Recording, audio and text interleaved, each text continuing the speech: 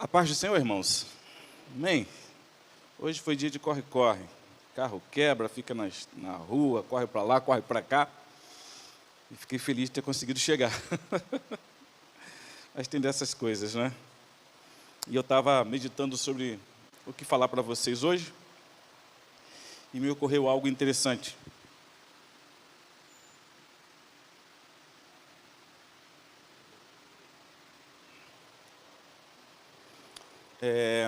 Da última vez que eu falei para vocês, eu falei sobre Jonas. A gente deu uma revisitada no livro de Jonas e foi bem interessante, não é?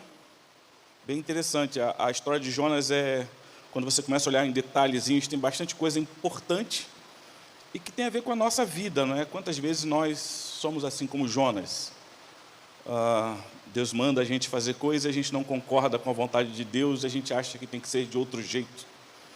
E Jonas foge de Deus, e Deus vai até Jonas, e Deus como que persegue Jonas, até Jonas desistir, render-se e fazer a vontade de Deus. Tudo que Jonas não queria era que Deus perdoasse o povo de Nínive. Era tudo que Deus não queria. Ou que Jonas não queria, perdão, né? Era tudo que Jonas não queria. E ele percebeu que Deus ia fazer isso. E ele escapa. Por quê? Os heróis da história, para Jonas, né? Os heróis da história eram o povo de Deus. Nós somos os heróis da história. E se nós somos os mocinhos, vilão quem é? O vilão é todo aquele que ataca o povo de Deus. Então, a Síria, o povo de Nínive, esse é o vilão. E esse merece a punição. Mas o interessante é que Deus não pensava assim.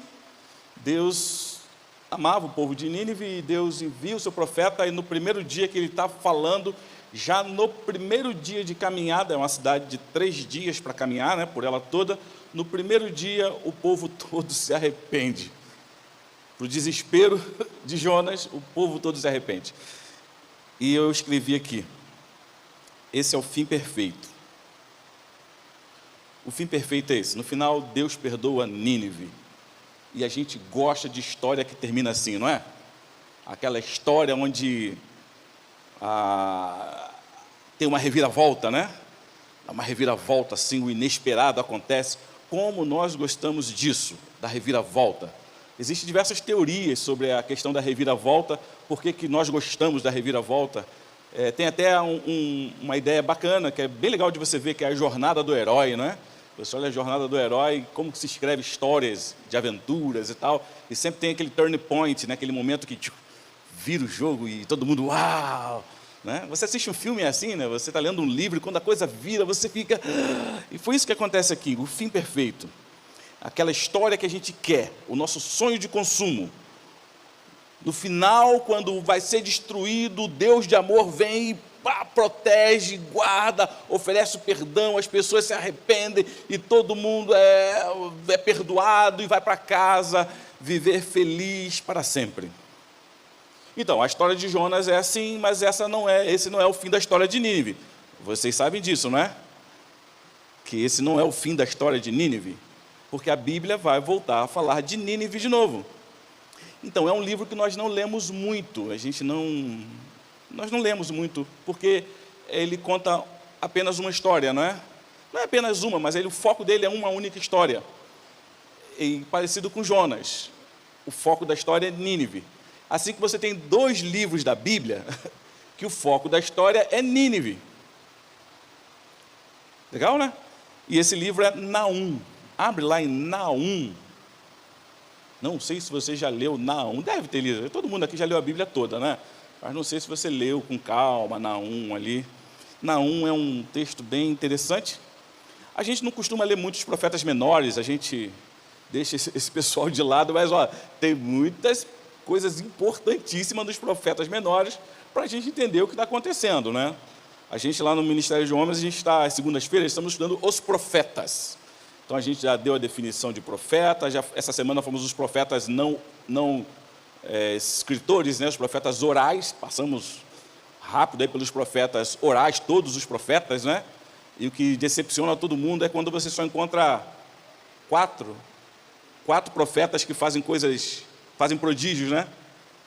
Dos 20 e tantos que cita direitinho o trabalho deles, mais os 100 e tanto, quase 200 que não aparecem direito, só tem 4 que fazem prodígios. E a gente só gosta de falar desses 4 que fazem prodígios. A gente não fala dos outros, né? E dá aquela ideia de algo sensacional a vida do profeta. E não, a vida do profeta era saber que ele podia morrer. Essa era a vida do profeta, saber que no final ele pode morrer. Então não era o glamour que a gente acha, né? Tem muita gente que acha que a vida de profeta é glamour, né? Tem gente que gosta, eu sou profeta de Deus, profetiza e profetiza. Não, não era não, irmão.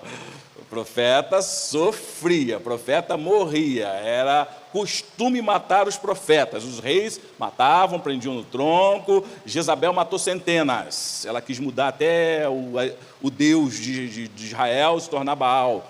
Matava muito. Jesus chega a falar isso para o povo de Jerusalém. Jerusalém, Jerusalém, que mata seus profetas. Era isso, então.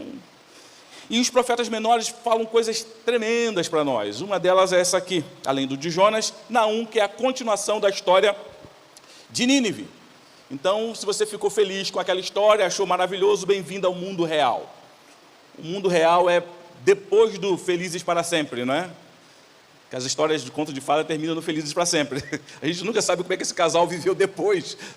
É assim essa história. E para dar o enredo do que acontece aqui, depois que Deus perdoa Nínive, aquela geração de Nínive, ela foi salva pelo Senhor. Jesus diz isso. Jesus chega a dizer que o povo de Jerusalém estava tão contaminado, tão longe do caminho do Senhor, tão preso nos seus pecados e nas suas perversidades, que ele diz, naquele último dia, naquele grande dia, o povo de Nínive vai se levantar para julgar Jerusalém. Interessante, né? O povo de Nínive vai se levantar, aquela geração de ninivitas vai se levantar como salvos do Senhor. Mas essa geração de Nínive passou. A geração seguinte já não temia ao Senhor. E a gente vê bem isso na história, porque o Nínive continua crescendo, continua tendo prosperidade. Aquela bênção de Deus na vida deles os fez crescer, e eles cresceram e se desviaram do caminho do Senhor. Os seus filhos, as gerações seguintes, se desviaram do caminho do Senhor. E cerca aí de, deixa eu ver aqui quantos anos mais ou menos, cerca de 35 a 40 anos depois, a cidade estava fortalecendo e a Assíria se torna poderosa de novo. Nínive era uma das grandes cidades da Assíria. E aquilo que Jonas temia, que se Deus perdoasse o povo da Assíria, a Assíria podia se fortalecer, aconteceu. Jonas era profeta, sabia qual era a intenção de Deus mesmo, né? Já conhecia o Senhor. E Deus deixa a Assíria vir sobre o povo de Israel, o reino do norte, o reino de Israel, que vivia na idolatria, no pecado, queimando os seus filhos no fogo e tudo mais. Deus permite Sargão II se levanta e vem contra o povo do reino de Israel, destrói tudo, cerca Samaria, ao ponto das pessoas ficarem com fome, comer seus filhos, aquela coisa toda, quando já não tinha mais jeito de viver dentro de Samaria, a capital do reino do norte, né, a capital de Israel. Eles invadem Israel e destrói tudo, invadem Samaria, destrói tudo, e os que sobreviveram, eles levaram cativos para a Síria e para outros povos, e trouxeram os outros povos para morar ali naquela região de Samaria.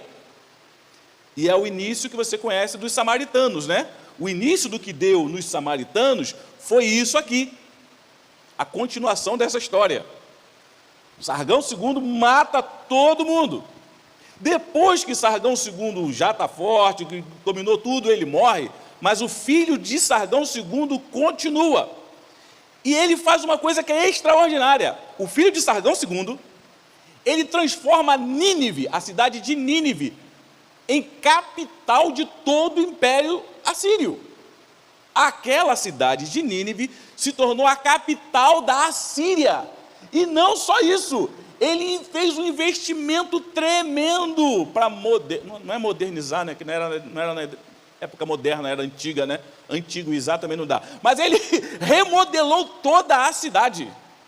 Ele fez um palácio grandioso, templos, ele fez uma muralha assustadora em Nínive. Nínive se tornou uma das maiores cidades, ou a maior cidade do mundo da sua época. E ele fez um palácio, o filho de Sargão II, fez um palácio que era o palácio que deixava todos os outros pequenos. Não havia um palácio no mundo conhecido daquela região que fosse semelhante àquele palácio de Nínive. Algo assustador, grandioso. E esse homem começa a crescer, crescer e crescer, e ele pensa que são os seus deuses que permitem esse crescimento, e que ele é o iluminado desses seus deuses. E o nome dele é Senaqueribe. Filho de Sargão II, Senaqueribe. Ele se desenvolve, se torna poderoso, e qual é o desejo dele agora? Já que o meu pai destruiu o reino de Israel, agora tem o reino de Judá, né? Vamos para o reino de Judá. E o reino de Judá era um reino de pecadores. Lembra Acais, o rei Acais? Ele tinha feito acordo com a Assíria. Deu o ouro do templo para a Síria, para fazer acordo de paz, para ser protegido pelos sírios e pelo povo de Israel, que agora já estava destruído. Acais começou a adorar os deuses da Síria. Acais fez diversa perversidade, colocou ídolos dentro do templo do Senhor. Ele colocou um altar grande aos deuses da Síria diante do templo do Senhor. Ele pegou os seus filhos e sacrificou os seus filhos aos deuses da Síria. A história é terrível. E Deus enviou os seus profetas falando que ele ia ajustar conta com o povo de Judá. O povo de Judá, Deus chega a dizer que Isaías, lê Isaías é dessa época, você lê o profeta Isaías, Deus diz assim: vocês se tornaram piores que os povos de Canaã. Os povos que eu expulsei dessa terra, vocês se tornaram piores que eles. E Deus permite que Senaqueribe venha. E ele vem destruindo tudo que ele vê pela frente, acabando com todos os povos até chegar na região de Judá. E quando ele chega no reino de Judá, ele invade as cidades, os vilarejos, e vai matando, destruindo. As pessoas começam a fugir para Jerusalém. Todo mundo começa a fugir para Jerusalém, para ficar dentro das muralhas de Jerusalém. Era o único lugar seguro que tinha. E quando chega a notícia em Jerusalém que Senaqueribe está chegando, o povo de Jerusalém é assustado, e o rei vê que não tem o que fazer. Ele pega o ouro que tinha colocado na porta do templo, arranca todo o ouro da porta do templo do Senhor e faz um acordo de paz com Senaqueribe. Olha só, a gente te dá o ouro, te dá esse tesouro todo e a gente vai te servir. Senaqueribe pega o ouro, pega tudo aquilo, tá bom, tem um acordo, né? Só que não. Ele fez um acordo, mas descumpriu o acordo. Eu vou tomar a cidade de Jerusalém. E acabou. E quando ele vai invadindo a cidade, o rei Ezequias se quebranta. Não tem mais o que fazer, não tem acordo, não tem nada. E agora, quem poderá nos salvar? A cidade de Deus. A cidade que Deus plantou ali, Jerusalém. A última opção de Ezequias, qual foi? Buscar ao Senhor. E ele se arrepende, e ele começa a clamar ao Senhor, começa a orar e clamar ao Senhor. E Deus teve misericórdia, porque ele se arrependeu. Muita gente pensa: Ezequias, gente boa, gente fina, o povo de Judá, tadinho do povo de Judá, estavam vindo para acabar com... Não, gente, não era gente boa, não. Assim como Deus teve misericórdia da cidade de Nínive, porque eles se arrependeram, Deus teve misericórdia da cidade do povo de Judá e de Jerusalém, porque eles se arrependeram. E o profeta Isaías manda um recado, vai lá, fala que eu vou proteger a cidade. Senaqueribe chega, manda o seu enviado lá, o mensageiro, Rabsaqué, e Rabsaqué faz algo absurdo. Ele começa a afrontar não só o povo de Israel, ou de Judá, não só o rei Ezequias, mas ele começa a afrontar o Deus do povo de Judá. Ele chega a dizer: nenhum Deus conseguiu parar o meu senhor Senaqueribe. Senaqueribe é o destruidor, entre outras palavras, não é bem assim, mas é o que a gente interpreta. Senaqueribe é o destruidor de deuses, é mais ou menos isso. Os deuses das outras nações não conseguiram protegê-las de Senaqueribe. Senaqueribe acabou com todos, não importava qual fossem os seus deuses. E quem é o Deus de Judá para livrar Judá do meu senhor Senaqueribe? Ele afronta a Deus. E você já conhece a história, não é? Ezequias fica com medo de novo, em vez de confiar, se apruma Ezequias, não, ele fica com medo de novo, vai chorar aos pés do Senhor, e agora, o que a gente faz? Aí Isaías manda lá o recado, né? Diga para o rei que Senaqueribe não vai lançar contra Jerusalém nenhuma flecha. Nenhuma flecha vai ser lançada. Nenhuma flechinha. Fica tranquilo, rei. E você conhece a história. Há um problema, eles tiveram que se retirar para depois voltar. E nesse processo de se retirar para voltar, o anjo do Senhor vem e mata quantas pessoas? 185 mil soldados são mortos num único evento. Numa única noite. 185 mil soldados são mortos numa única noite pelo anjo do Senhor. Aqueles soldados que não foram mortos, quando acordam e vê aquilo tudo morto, eles entram em desespero e fogem. E Senaqueribe e o seu exército voltam para a Síria, voltam para Nínive. E lá em Nínive aconteceu o que o profeta tinha dito, né? Ele morre em Nínive. Ele vai adorar o Deus dele lá no templo. Os filhos de Senaqueribe, os 2 filhos dele, o matam dentro do templo do Deus dele. Uma humilhação, né? Uma humilhação. Os seus próprios filhos.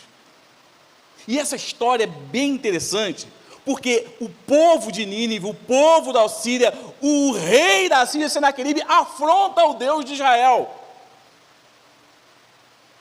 E eles conhecem o poder desse Deus. Nem o povo de Israel, o povo de Judá, nem o povo de Judá conhecia o poder desse Deus. Nem o povo de Judá. Eles ouviam o que estava escrito nos livros antigos, de que o Senhor os livrou do Egito, livrou os antepassados do Egito, abriu o Mar Vermelho, mandou pragas, aquelas coisas todas, mas eles próprios, aquela geração, nunca tinha visto a ira de Deus sobre os povos, nunca. Foi algo assustador. E Naum completa a história, dizendo que o fim de Nínive chegou. Aquela história que podia ser bonita, maravilhosa, agora ela termina de uma forma terrível. Está em Naum, capítulo 1. Diz lá: o peso de Nínive, encontrou aí? Encontrou? Naum 1:1. O peso de Nínive, livro da visão de Naum, o Eucosita. É só isso que a gente sabe de Naum. É só isso. A gente não sabe mais nada de Naum. Lá nos homens, quando eu falei isso, é bem engraçado. Deus usou profeta de tudo quanto é Egito, até os ninguém. Gente que ninguém sabe quem é, não tem história. Surgia do nada. Deus levantava alguém do nada, alguém desconhecido, para trazer a palavra até para os reis. Aqui, ele está mostrando uma profecia de Deus para nações que não são do povo de Deus. O Eucosita, ele era de uma cidade chamada Eucós. E quer ver uma coisa bem interessante? Ninguém sabe onde fica Eucós. Era um ninguém de lugar nenhum. E Deus deu uma visão para esse homem. Foi uma visão, ele viu. O que está no livro de Naum, esses 3 capítulos pequenos, o que está no livro de Naum foi o que ele viu.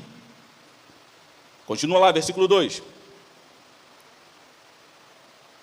O Senhor é Deus zeloso e vingador, cheio de furor. O Senhor toma vingança contra seus adversários e guarda a ira contra os seus inimigos. Irmãos, como eu falei, o povo de Judá nunca tinha visto isso, aquela geração nunca tinha visto esse lado. Porque não é um lado que a gente gosta nem de falar, não é? Não sei, a gente como igreja contemporânea, as igrejas do nosso tempo, ela suprime esse lado, não fala disso de Deus. A gente só mostra o lado bonitinho, não é? O lado bonitinho, ele te ama, ele te quer, ele quer você, que bonitinho. A gente só mostra esse lado. E a gente não mostra que esse mesmo Deus é o Deus vingador e zeloso, cheio de furor. Nós não gostamos de falar da ira de Deus. Muita gente chega a falar que pega mal falar da ira de Deus. Não, fala só o lado bom. Irmãos, é bom falar de Deus inteiro, amém? apresentar Deus todo. Porque se eu não conheço o Deus todo, eu não temo ao Senhor. O Senhor chega a dizer: não tenha medo daquele que pode matar o seu corpo. Tema antes aquele que, além de matar o corpo, pode fazer a alma perecer no inferno. E ele não está falando do diabo, porque o diabo não tem esse poder. Ele está falando de Deus. Deus, além de matar o corpo, pode fazer a alma perecer no inferno. Quando a gente começa a entender quem é esse Deus, isso é assustador, irmãos.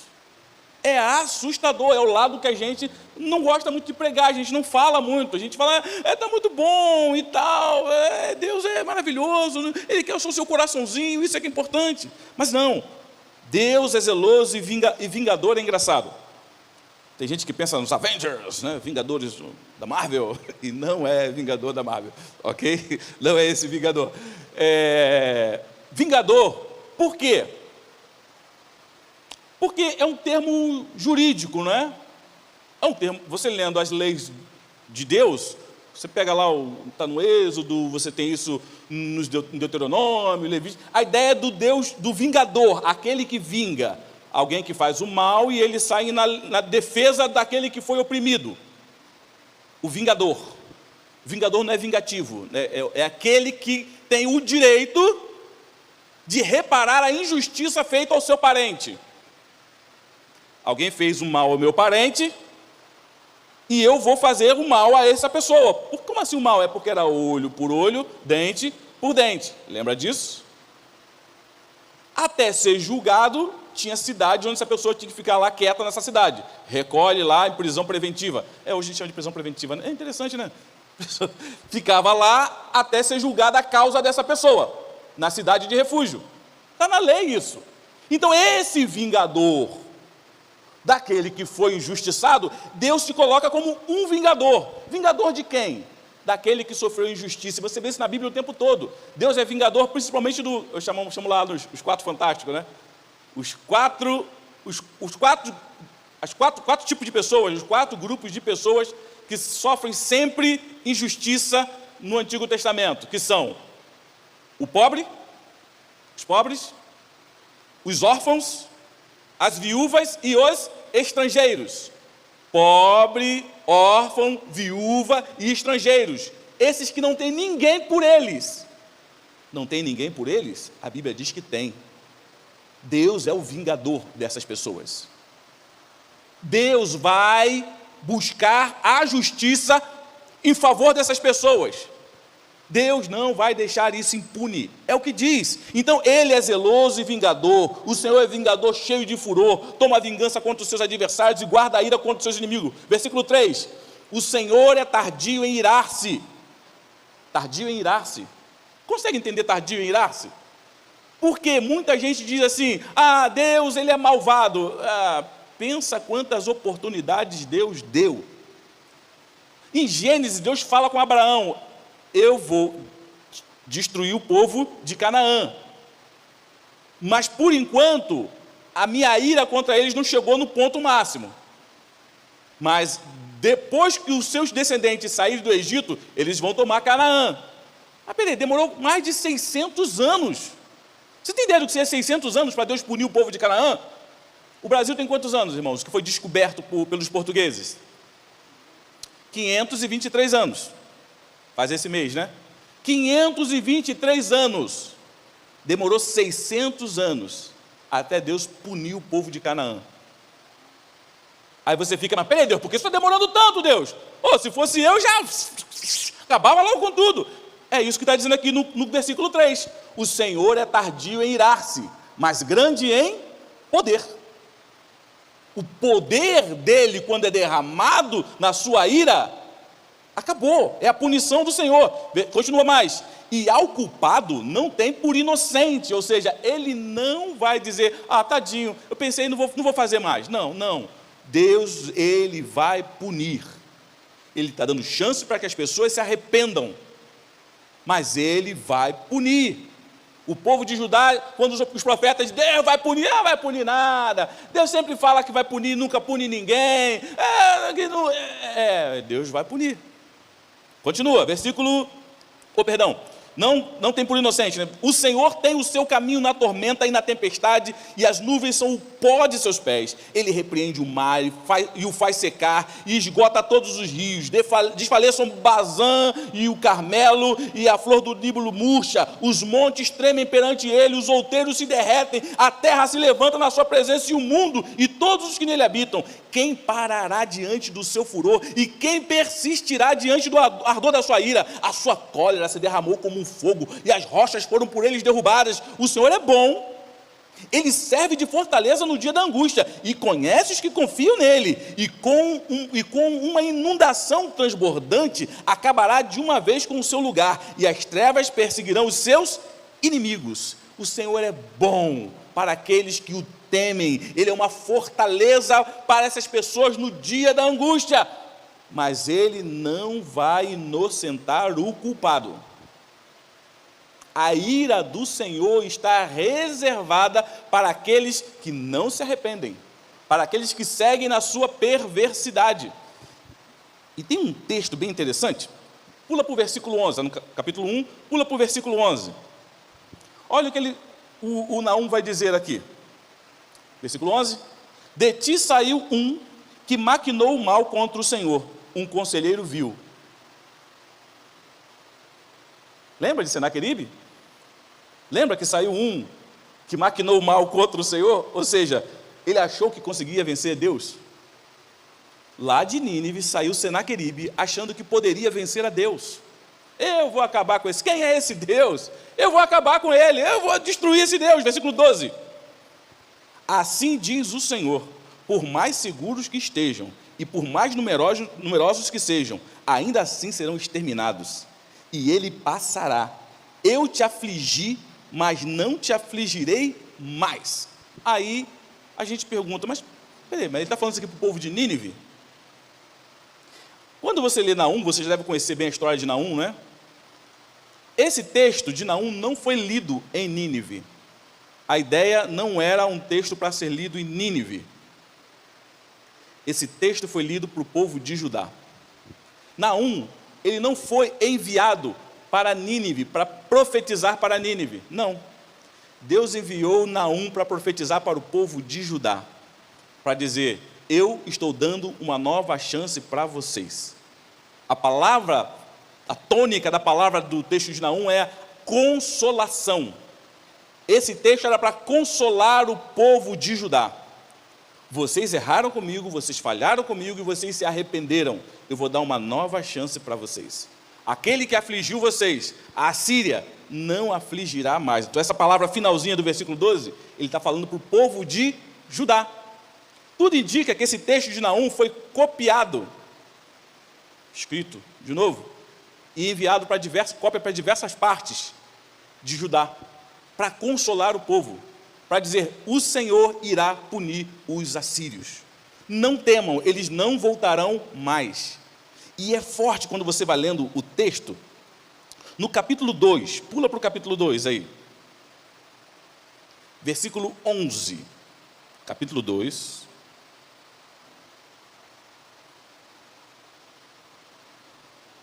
versículo 11, diz lá: onde está agora o covil dos leões e as pastagens dos leãozinhos? Onde passeava o leão velho e o filhote do leão, sem haver quem ninguém os espantasse? Ele está falando da Síria. Vocês, assírios, que se sentiam como leão, você, povo de Nínive, a capital da Síria, poderosa, segura, com as suas muralhas, como o leão que descansava tranquilo. Quem vai atacar o leão? Quem vai atacar o leão? Ninguém vai atacar o leão. Então ele está tranquilo, mas Deus diz que esse leão será humilhado. Versículo 12: o leão arrebatava o que bastava para os seus filhotes, estrangulava a presa para as suas leoas e enchia de presa as suas cavernas, e os seus covis de rapina, ou seja, tomava tudo das outras nações e trazia. Você se enriquece pilhando as outras nações. Vocês vão pilhando nação por nação, tomando tudo e trazendo para Nínive ficar cada vez maior. 13: eis que eu estou contra ti, diz o Senhor dos... Gente, esse termo é assustador.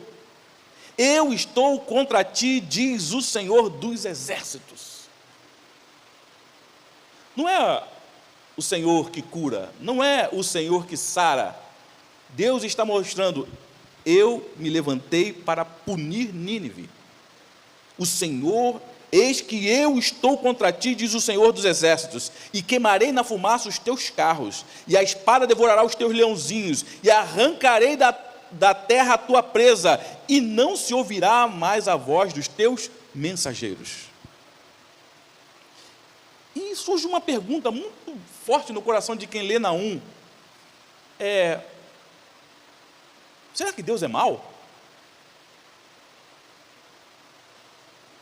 Nós estamos tão desacostumados a ver esse lado, não é? Da palavra de Deus, que a gente gosta de ler só aquelas partes bonitinhas, que casa com a gente, né? Que quando a gente lê isso, parece que Deus é mau. Deus parece ser mau, hein? Deus vai fazer o mal para essas pessoas.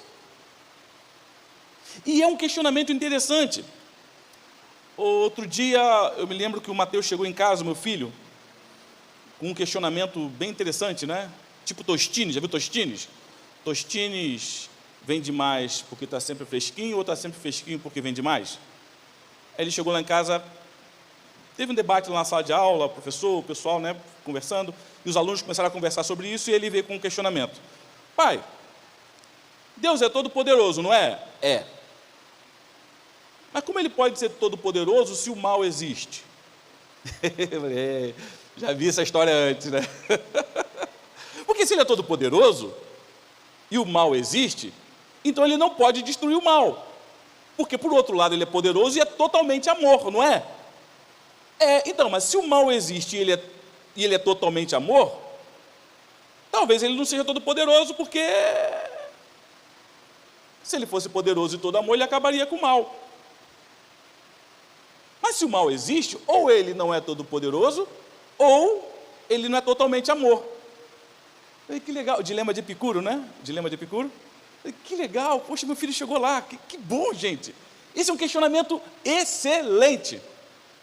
Não é, gente? Não? Gente, se você é crente e nunca teve crise de fé, você está com um problema. Ou você está engolindo tudo que falam para você, ou você não está entendendo nada. Porque quando você começa a entender a palavra de Deus, você entra em crise de fé. Porque nós somos cartesianos, correto? Nós fomos formados na escola a partir da ideia de René Descartes. O método científico está na nossa cabeça sem a gente perceber. E a gente enxerga o mundo a partir da nossa observação e das nossas provas que nós fazemos. Assim nós entendemos o mundo. Eu sei que o quente é quente e o frio é frio, porque eu tive experiência com isso, eu sei que quente é quente e frio é frio. Então eu começo a medir o mundo a partir das minhas observações e das inferências que eu faço. É só você começar a estudar um pouco mais a Bíblia, se preocupar mais com o que as pessoas estão falando para você, que você começa a entrar em crise de fé. Deus, por que o mal impera nesse mundo? E por que aqui parece que é o Senhor que está fazendo o mal? Mas o Senhor não é totalmente amor? Aí é bacana essa pergunta, porque é uma pergunta assim, bonita, é uma lógica filosófica, né, antiga, mas que divide o mundo em duas partes. O mundo é o quê? O mundo é o mundo bom e o mal. O bom é porque Deus é amor, e o mal é porque o mal desgraça a vida das pessoas. Mas quem define o que é bom e mal?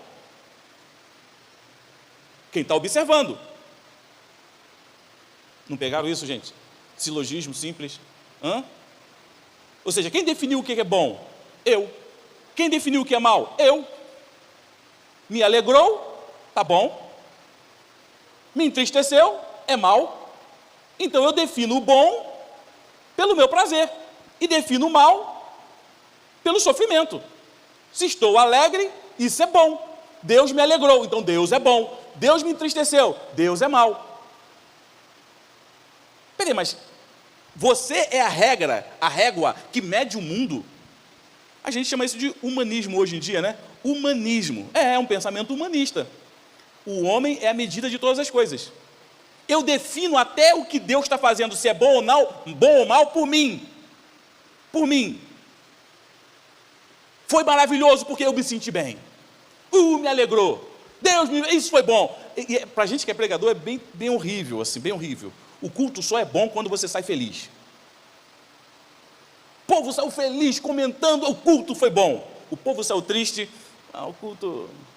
mas você vai para o seminário, você começa a aprender profundamente a palavra de Deus, você descobre algo interessante, que a sabedoria mora na casa do luto.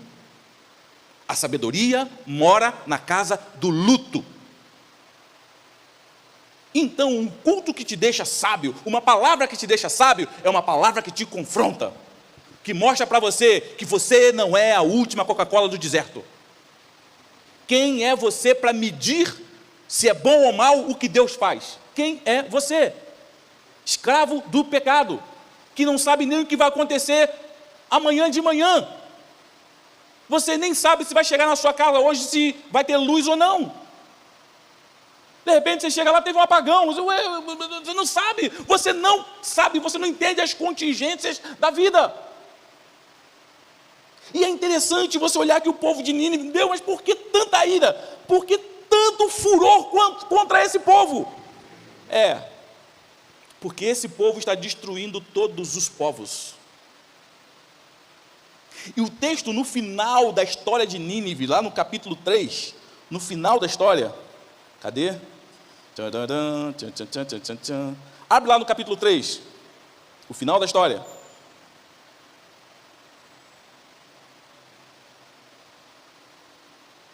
Versículo 19.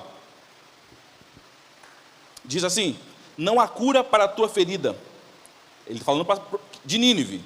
Não há cura para a tua ferida, a tua chaga é dolorosa. Todos os que ouvirem a tua fama baterão palmas sobre ti. Porque sobre quem não passou continuamente a tua malícia? Quando Nínive for destruída, e isso aconteceu cerca de algumas décadas depois dessa profecia, dessa visão de Naum, em 712, a Babilônia se juntou com os medos e destruiu Nínive. Aqui o texto diz que andarão com os corpos espalhados pelas ruas, porque era um costume do povo de Nínive, do povo da Síria, invadir essas nações, matar todo mundo e fazer pilha com os corpos.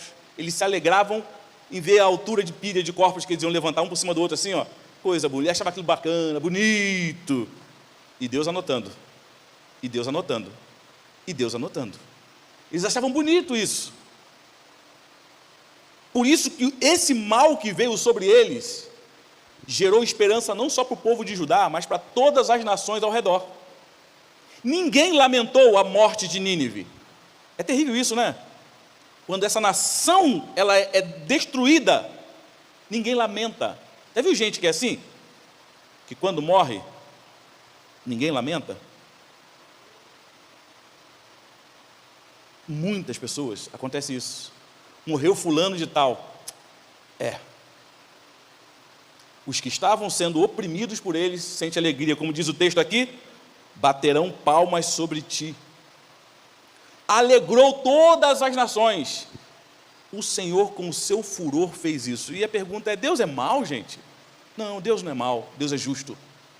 Ele não sente alegria na morte do ímpio. Às vezes a gente conta essa história e fala 185 mil soldados foram mortos, a gente fala com alegria, sorvendo, 180... Gente,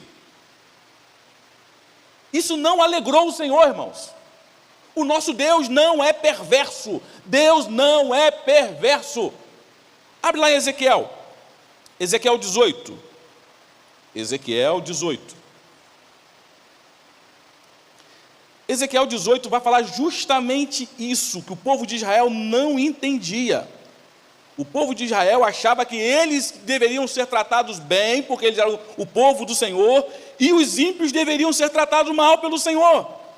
E Deus está dizendo para o povo de Israel, Ezequiel 18, versículo 23. Ezequiel 18, 23. Lembra desse texto? Diz lá: desejaria eu de qualquer maneira a morte do ímpio? Diz o Senhor Deus, não desejo antes que se converta dos seus caminhos e viva? Deus não sente prazer na morte do ímpio. Por isso ele é tardio em irar-se. Ele dá oportunidade, dá chance, uma outra chance, vem alguém fala, ele escuta uma música, alguma coisa e tal, toca daqui, toca de lá, Deus dá oportunidade. O nosso Deus não é perverso, irmãos. Quando você vê esses textos na Bíblia que morreu um montão de gente, saiba que Deus está triste. Não havia mais o que fazer, a ira dele é derramada quando já não há mais o que fazer. O nosso tempo não é o tempo de Deus, por isso nós achamos que Deus deveria ter feito antes. Antes, Senhor, porque, igual Abacuque, né? Ô Senhor, por que tarda? Abacuque é interessante, Abacuque reclamando com Deus, Deus está tardando, o ímpio está lá, ó, e matando, e machucando, a violência, até quando eu clamarei violência? Vem, Senhor, e Deus fala, calma, é no meu tempo. O meu caminho não é o teu caminho, o meu pensamento não é o teu pensamento. O que você está achando que é mal, o que você está achando que é terrível, eu estou achando que é oportunidade, uma chance, para que essas pessoas despertem. Cabe a você aguardar o tempo do Senhor. Talvez você esteja passando por sofrimento, talvez você esteja passando por dificuldade, e você acha que já passou do tempo, e Deus está falando, espera mais um pouquinho. Eu estou fazendo uma obra que você não sabe o que é. Eu estou fazendo algo. E quando você olha para esse mundo que a gente vive, irmãos, eu vejo cada oração interessante. Eu não sei, eu acho que missões é uma coisa que está muito entranhada na minha vida, a questão da vocação para o trabalho. É bem estranho, porque eu vejo pessoas orando, Senhor, volta logo, volta logo, volta logo, volta logo, Senhor. Quando eu vejo as pessoas falando sobre o fim dos tempos, é o fim dos tempos, Jesus está voltando, vai acabar, eu fico, meu Deus da glória. Não era para nós nos alegrarmos com isso. Geralmente o pessoal que está trabalhando no campo missionário, quando fala Jesus está voltando, o pessoal fala, vamos orar para que Deus espere mais um pouco? Aguenta mais um pouquinho, Senhor. Ah, mas não está, essa figueira não está dando figo. Aguenta mais um pouquinho, mais uma temporadinha. Eu vou arar aqui do lado, eu vou adubar, eu vou colocar alguma coisa aqui, para que na próxima estação ela dê figo, Senhor, aguarda mais um pouco. Não estraga, não mata agora, não acaba, não seca, não, Senhor, permita-me mais um tempinho. Porque às vezes nós estamos tão desesperados para que Deus acabe logo com essa maldade do mundo, que a gente esquece de quem é o nosso Deus. Nós nos tornamos igual ao povo de Israel, igual ao povo de Judá. Nós somos os bons, Senhor, estamos sofrendo. Senhor, a gente está sofrendo. Ai, meu Deus, é só tribulação. Ai, Senhor, volta lá. Irmão, se Jesus voltar hoje, o que vai ser daquele teu parente que resiste em receber Jesus como Salvador? Se Jesus voltar hoje, o que vai ser talvez do teu esposo que não é crente, da tua esposa que não é crente, do teu filho que está desviado do caminho do Senhor? Se Jesus voltar hoje, o que vai ser dessa humanidade aqui do Mutuapira, dessa região toda de São Gonçalo? O que vai ser, irmãos, dos povos da África, da Ásia? O que será dessas pessoas que não tiveram a oportunidade de experimentar isso que a gente está tendo, sentar aqui e louvar o Senhor? Irmão, você não imagina o que é isso, irmão? Você está numa região onde não tem igreja, acho que vocês nunca viveram isso, não sei, talvez alguma outra pessoa, talvez, que viajou para fora. Você chegar num lugar e não ter igreja, irmão, é assustador, você anda e não tem igreja. Eu contei para vocês uma vez que na Bolívia, o local que nós trabalhávamos, se você colocasse um compasso no mapa, assim, 120 quilômetros, assim, redondo assim, né? Nós éramos o único ponto onde estava sendo pregada a palavra. E a gente ficava, meu Pai da glória, que responsabilidade. Locais do mundo que não tem ninguém pregando, falta gente para anunciar, irmãos. E a gente está aqui com tanto opulência, a gente escolhe, é pregador tal que vai pregar hoje, não vou não. Não vou não. É fulano que vai fazer o louvor hoje, não vou não. Irmão, isso aqui está cheio, sabe, cheio. Já viu teu filho quando está cheio de comida, que ele fica escolhendo? Ainda não quero, aí você fica, se já passar uma fomezinha, eu quero ver. Vai comer até brócolis, beterraba, berinjela, giló, é só passar uma fomezinha. É assim, irmãos. Era bacana ouvir os relatos da África, que o pessoal ia para o culto demorava 5, 6 horas de culto, 5, 6 horas de culto, irmão. E você fica, por que 5, 6 horas de culto? Porque o sujeito andou 3 horas para chegar. E vai ter que andar 3 horas para voltar para casa. Imagina igual a gente aqui. Você chega aqui, saiu dali, chegou aqui, prega. Estou pregando 40, 50, eu gosto de pregar 1 hora. 1 hora, ai pastor, 1 hora, não aguento mais, ai, é muita coisa, pastor. Não pode ser 30 minutinhos só, não. 30 minutinhos, só pregação rápida. Os pontos principais e pá, hora, vamos para casa, acabou. 30 minutinhos. É quem está cheio, irmão. É quem tem muito, irmão. Você que tem muito, você não tem noção do que é. O povo está sedento. Sedento. Me levaram lá para a Ásia para poder dar treinamento há um tempo atrás, alguns anos atrás. Eu fui para a Ásia dar treinamento para pastores. Irmãos, treinamento de Bíblia para pastor, formar pastores. É coisa de missionário, formar pastores para deixar para seguir o trabalho. Eu fui para lá dar treinamento para pastores lá. Irmãos, Bíblia, ensinando palavra, aquela coisa, os pastores sedentos. Aí eu perguntava, como é que é com o intérprete, né? E como é que vocês têm treinamento? Não tem treinamento não, irmão. É que a gente é o mais velho aqui da igreja. Eles são os crentes mais antigos. Quem vai liderar a igreja? O crente mais antigo. Entende Bíblia? Não entende muita coisa, mas ele é o mais antigo. Quem conhece mais de Deus é ele. Quando souberam que tem treinamento lá em cima, vem de tudo quanto é lado o pessoal para receber treinamento. E não pode ser 30, 40 minutinhos, irmão. É, tempão. E toma-lhe ensino. Os caras querem mais. E mais. Eu quero conhecer mais esse Deus, mais. E eu fico pensando na gente aqui, o sujeito nem começou a trabalhar, já quer aposentar. Volta logo, Jesus, para eu ir para o céu, para descansar. A descanso eterno. Nem trabalhou.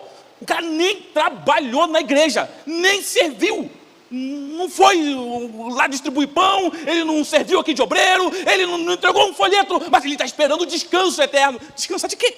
Você nem trabalhou. Volta, Jesus, volta. Eu não estou preocupado com o ímpio, eu estou preocupado comigo. Porque está ruim quando eu sofro, e está bom quando eu estou alegre. Irmãos, nós precisamos saber, Deus, quais são os sentimentos que passam no teu coração, Deus? O que passa no coração do Senhor? O Senhor que quer salvar o mundo inteiro, irmãos. O mundo inteiro perecendo, e Deus já falou, a minha ira será derramada sobre as nações. Vou repetir. O Senhor diz, a minha ira será derramada sobre as nações, e serão levados para o fogo eterno que jamais apaga.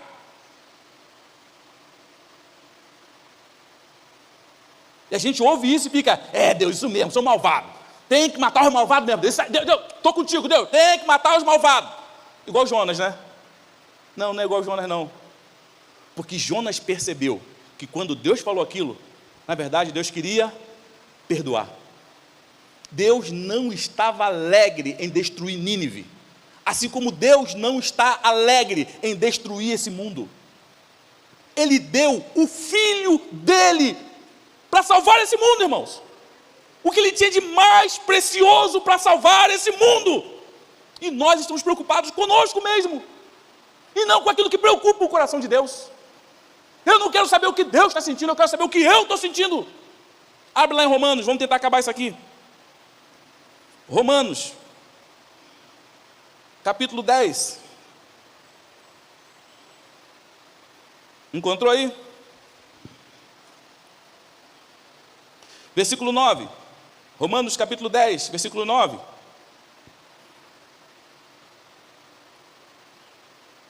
Vamos lá. A saber, se com a tua boca confessares ao Senhor Jesus e em teu coração creres que Deus o ressuscitou dentre os mortos, serás?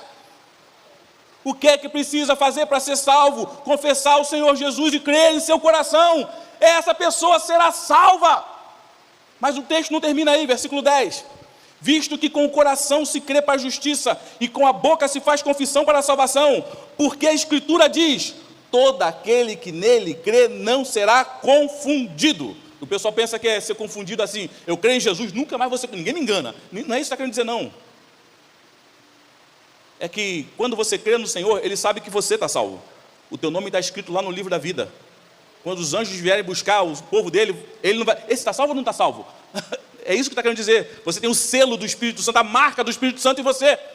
Ele vai te levar porque você está salvo. Versículo 12, vai comigo, versículo 12. Porquanto não há diferença entre judeu e grego, porque um mesmo é o Senhor de todos, rico para com todos os que o invocam. Versículo 13. Porque todo aquele, esse é lindo, gente, é lindo demais. Porque todo aquele que invocar o nome do Senhor será salvo, irmãos. Olha o que Deus está falando aqui. Quem invocar o meu nome, eu vou salvar. Deus quer salvar a humanidade. Versículo 14. Como, pois, invocarão aquele em quem não creram? Olha que pergunta interessante. Todo que invocar vai ser salvo. Mas como eu vou invocar se eu não creio? Continua o versículo aí. E como crerão naquele de quem não ouviram? Ou seja, para invocar eu preciso crer, mas para crer eu preciso conhecer, ouvir. Se eu não ouvir, eu não vou crer. Se eu não crer, eu não vou invocar e não vou ser salvo. Continua. E como ouvirão se não há quem pregue?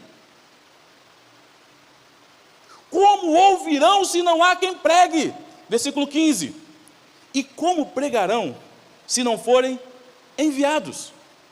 Como está escrito: quão formosos os pés do que anunciam o evangelho de paz, dos que trazem alegres novas de boas coisas. Alguém tem que ir, irmãos. Alguém tem que ir. Alguém tem que sair do nosso meio e ir anunciar esse evangelho. Mas por quê? Porque a ira de Deus será derramada sobre todos os povos. Não é mais tempo da gente ficar diminuindo o nosso trabalho de evangelização mundial, irmãos. Tem gente que fica falando o tempo todo: Jesus está voltando, e prega na internet, e não sei o que, Jesus está voltando, que bom que Jesus está voltando. Você pensa que Deus não vai cobrar de você? Você pensa que quando você chegar todo festejinho, você salva, peraí, você me ama? Amo, te amo, Senhor, te amo. Aquele que tem os meus mandamentos e os guarda, esse é o que me ama. Aquele que faz a minha vontade. Você estava preocupado com a minha vontade? Ou você estava preocupado com a tua vontade? Você estava preocupado com o que me alegra? Ou você vinha para a minha casa para buscar, fazer campanha para se alegrar? Você queria fazer o que me agrada? Ou você me buscou para que eu fizesse só o que te agrada? Vamos fechar? Romanos 5, 6 a 8, e aqui a gente acaba. Romanos 5, 6 a 8.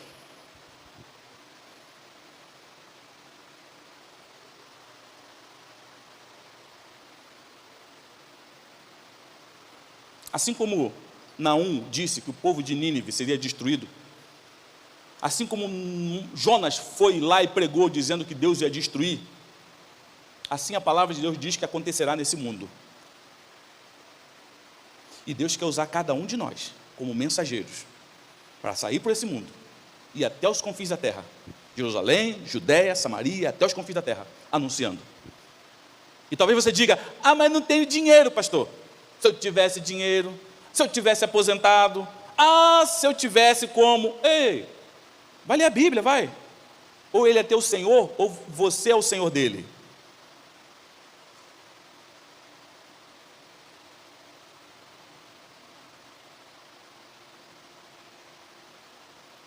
É você que serve a ele, ou ele que te serve? Senhor, a multidão é muita, não tem o que... Dá-lhe voz de comer, mas não tem... Dá-lhe voz de comer. Irmãos, quando você se propõe a fazer a obra do Senhor, Deus dá as condições. Quando você não faz a obra do Senhor, saiba, você terá problemas. Vai diminuindo, aí você começa a jogar, fazer um montão de malabarismo para conseguir. Deus quer te abençoar, faça a vontade dEle, aí tudo quanto você pedir no nome dEle, Ele te dará. A abundância do Senhor para aqueles que fazem a sua vontade. Vamos lá. Romanos 5, de 6 a 8, diz assim: porque Cristo, estando nós ainda fracos, morreu a seu tempo pelos ímpios. Ou seja, quando nós ainda éramos errados, falhos, Ele morreu por nós. Jesus não esperou você ficar bonzinho para morrer por você. Ele morreu por você quando você estava na cachaça, quando você estava lá na curimba ainda, quando você estava no adultério, quando você estava fazendo um montão de coisa errada. Ele já te amava e Ele já providenciou o que precisava para a sua salvação. Estando nós ainda fracos, morreu a seu tempo pelos ímpios. Versículo 7. Porque apenas alguém morrerá por um justo, pois poderá ser que pelo bom alguém ouse morrer. Mas Deus prova o seu amor para conosco, em que Cristo morreu por nós, sendo nós ainda pecadores. Que amor é esse, irmãos? Ele não esperou você se tornar uma pessoa boa para enviar Jesus para morrer por você. Ele te amou, foi atrás de você, Alguns de nós aqui fugimos, não é? Tem gente aqui que eu conheço a história, que fugiu, não quis, foi duro, a esposa se converteu, ele não vou, e o Senhor mandando gente, e vai, e de cá, ligava o rádio, escutava uma música, chorava, mas não vou, o Senhor foi buscando, pecador sujo, igual aquele peixe que está ali na linha e tenta fugir, o Senhor não vai, e se debate, o Senhor vai puxando, com cordas de amor, foi atraindo, e você debatia, tentava fugir para lá, ele te dava linha, foi vencendo o cansaço, vai lá, eu sei, vai te puxar, você cansava, ele te puxava, e hoje você está sentado aí louvando a Ele, porque Ele não desistiu de você, não era porque você era bonzinho, bonitão, não. Talvez uma explicação profunda do que seja isso, fazer a obra do Senhor, eu ouvi, foi do Charles Van Engel, é um pastor fera em eclesiologia, dá palestra em seminários do mundo todo. Uma vez ele estava na Bolívia dando palestra, Charles Van Engel falou assim: a obra do Senhor, irmãos, de alcançar esse mundo, pode ser resumida numa coisa. Essa obra se resume em um mendigo que encontrou pão, e agora a sua tarefa é encontrar outros mendigos, para dizer a eles aonde tem pão. Um mendigo que encontrou pão, e agora sai por esse mundo, procurando outros mendigos, para dizer para eles aonde tem pão. Você pensa que agora você é melhor que todo mundo? Você pensa que agora você é alguém?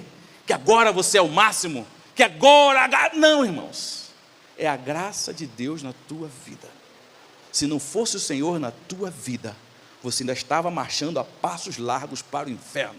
Uma folha seca caída no chão, que vai para onde o vento soprava e levava. Uma vida sem sentido. Você é esse mendigo que encontrou o pão. E Deus te manda agora, vai para outros que estão no pecado igual você estava, e conta para eles as maravilhas que Deus fez por você. Deus prova o seu amor para conosco, em que Cristo morreu por nós, sendo nós ainda pecadores. Podemos orar? Eu nem sei pelo que eu oro dessa noite, porque talvez vocês não saiam daqui alegres hoje. Talvez vocês não saiam daqui rindo, contente, contando, e aquela piadinha foi boa, aquele negócio foi legal, e aquele momentinho que o pastor falou foi, que legal. Talvez você não saia daqui hoje desse jeito. Talvez você saia daqui hoje com um peso nas tuas costas, um peso, que você fica, Senhor, mas como é que eu vou falar para as pessoas? Um desafio tremendo no teu coração. Senhor, mas eu tenho vergonha. Você vai começar a relativizar, dizer, mas o importante é meu coração. Senhor, será que você quer isso tudo mesmo? Acho que o Senhor não quer isso tudo não. Não. Quem é esse pastor para falar isso? Irmãos, se o teu coração está pesado, eu como pregador de Deus, eu acho que cumpri minha tarefa nessa noite. Tirar a alegria do teu coração e colocar um peso de vontade, um peso de responsabilidade de cumprir a obra do Senhor enquanto ainda é tempo. Trabalhai enquanto é dia, porque a noite vem, irmãos, onde ninguém poderá trabalhar. Onde você está gastando o seu dinheiro?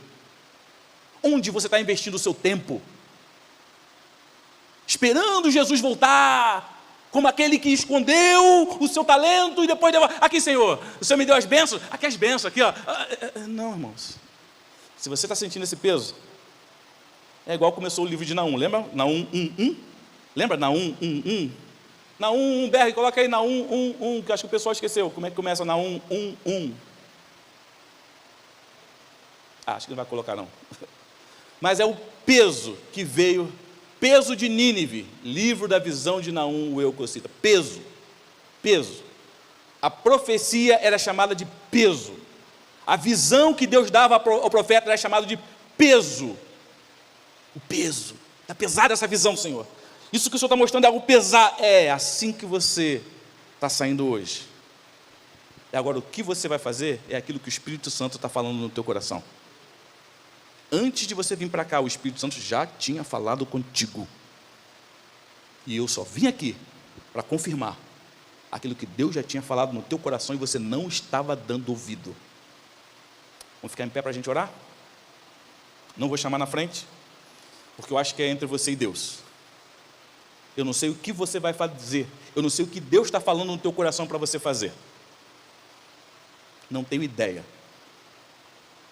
Mas que possamos pedir que o Espírito Santo nos dê coragem. Coragem, irmãos. A gente tem coragem para fazer campanha, coragem para um montão de coisa, né?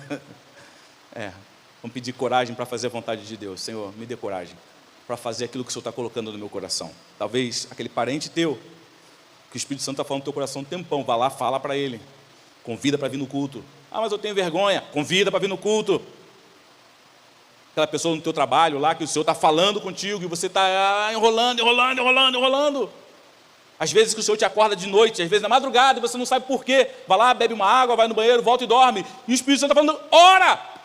Eu estou te acordando à noite para você orar, interceder pelas vidas que estão perdidas. Essa cidade está indo para o inferno, e você está dormindo. E Deus está te acordando de noite, e você não está percebendo isso. Deus está te chamando para orar, para interceder. E às vezes você vem para uma reunião de oração e gasta o seu tempo inteiro na reunião de oração, orando por você, que está salvo.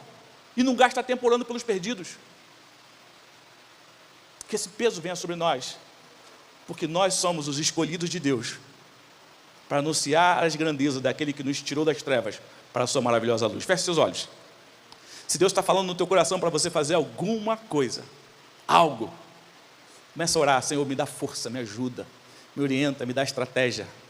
Se Deus está falando com você que você tem que investir mais recurso, Deus está te dando uma condição financeira para você investir, abençoar o trabalho missionário, o trabalho da evangelização, fazer alguma coisa.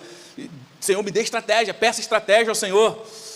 Pai, é um peso, Senhor, é um peso. Hoje, no carro, ouvi essa notícia do que aconteceu lá no sul do Brasil, Pai. O mundo está se perdendo, Senhor. O mundo está se perdendo, a tua palavra se cumprindo o tempo todo, e a gente aqui cantando,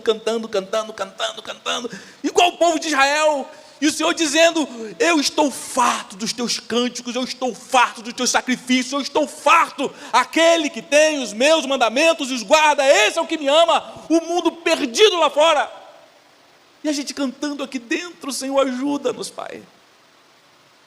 Nós não podemos ir até lá, a gente não tinha como ir lá fazer alguma coisa, mas nós cremos no poder da oração. Nós cremos no poder da oração. Se cada um de nós gastássemos 5 minutos que seja por dia intercedendo por essa cidade mudaria para a glória do Senhor. Se nós gastássemos parte do nosso recurso investido na evangelização do mundo, na evangelização essa cidade mudaria. Porque quando o teu povo clama, quando o teu povo se arrepende, o Senhor opera maravilhas no nosso meio. A gente diz isso o tempo todo, Senhor. O tempo todo, Pai. Que hoje a gente sai daqui não com alegria, rindo, feliz e contente. A gente sai daqui com peso, que talvez seja esse o peso que está no teu coração, Deus. O teu peso, porque o Senhor vai destruir esse mundo, sim. Mas o Senhor quer salvar o máximo de pessoas possível. O Senhor vai destruir, sim. Esse mundo vai queimar, os elementos irão queimar. Mas o Senhor quer enviar o seu povo por todas as partes, porque ainda dá tempo de salvar alguns. Abençoa-nos, Pai. Dá-nos coragem para fazer aquilo que o Espírito Santo já colocou no nosso coração há um tempão e não foi hoje. Que a gente consiga, Senhor, glorificar o Teu nome. Você pode dizer amém? Que Deus abençoe ricamente a tua vida. Amém.